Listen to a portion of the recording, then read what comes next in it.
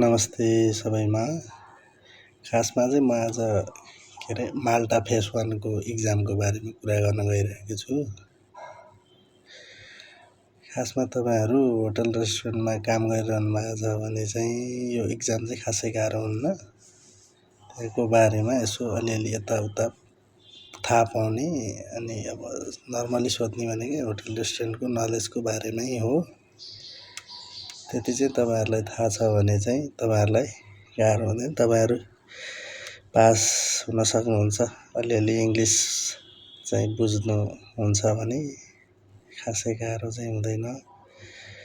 त्यही भएर सजिलै हुँदो रहेछ। तपाई जे होस् कन्टिन्यू 6-7 दिन पढेर इक्जाम दिनुभयो भने चाहिँ तपाईहरुले पास गर्न सक्नुहुन्छ। सकेसम्म पास गरेरै जाने प्रयास गर्नु होला। त्यसो भने सजिलो हुन्छ तपाईहरुलाई। जे काम जस्तोमा छिर्नु पनि होटल लाइनको लागि चाहिँ